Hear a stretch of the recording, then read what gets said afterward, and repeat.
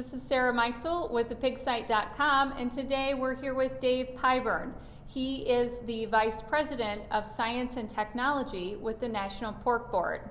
Thanks for being with us today, Dave. Thanks for inviting me. Glad to be here. Very good. We've been talking about African swine fever. You know, what can be done in those Asian provinces?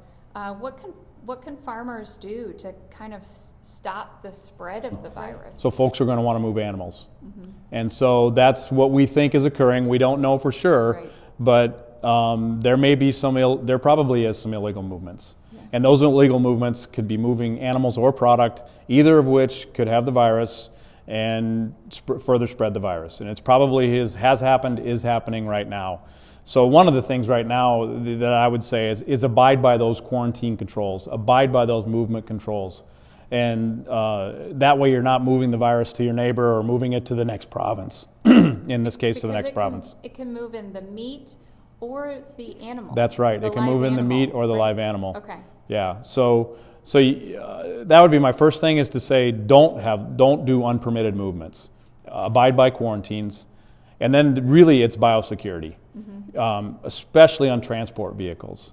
So this virus is a hemorrhagic virus of pigs. It's a septicemia of pigs. So basically everything that comes out of the pig is carrying the virus. So as we know, when we move pigs on trucks, things come out of pigs. And so when that happens, you need to clean and disinfect in between movements. And I've heard stories of that not happening over there. I don't think it's all that normal for them to clean between movements. So that would be another thing, is the biosecurity. And then also just make sure that you're not tracking it yourself off of the farm, onto the next farm. You can track it on boots, you can track it on equipment, and of course you can track it with animals if you move animals from farm to farm, so don't do that. Right.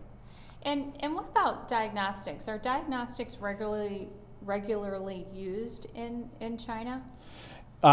Yes, I know that China's got they've got a lot of very small, we would call them very backyard farms. Right. I don't think there's a lot of use of diagnostics there, but they've also got a huge commercial industry that has some very large, very industrialized farms on them. They're there as well, and they do use a lot of diagnostics, and I know that because it's a lot of our veterinarians that are going over to use those diagnostics. And so where diagnostics would play into not moving the virus is establishing the safety of those herds.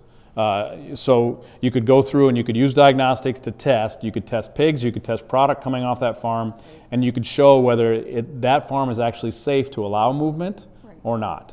So the official report goes out to the OIE when you have a disease like this and you have official outbreaks or new provinces, or in our case if we had new states.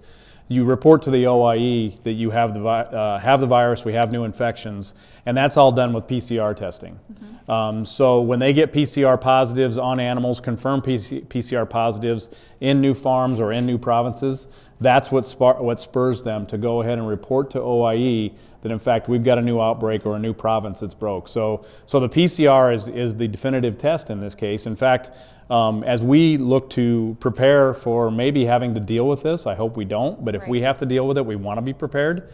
As we look to get prepared for that, I've talked with our officials at USDA and I've asked, what is our testing regime that we're going to put into place to in fact show or to have proof that we have the virus if we do? What kind of testing do we have to do? And what I was told is it would be 2 PCR tests positive, and then we'll declare an official positive. Very good. And that PCR test is so important because it actually finds the virus. Well, thank you so much for all the information today, Dave. You bet, Sarah. Thank you. Very good. This is Sarah Meixel reporting.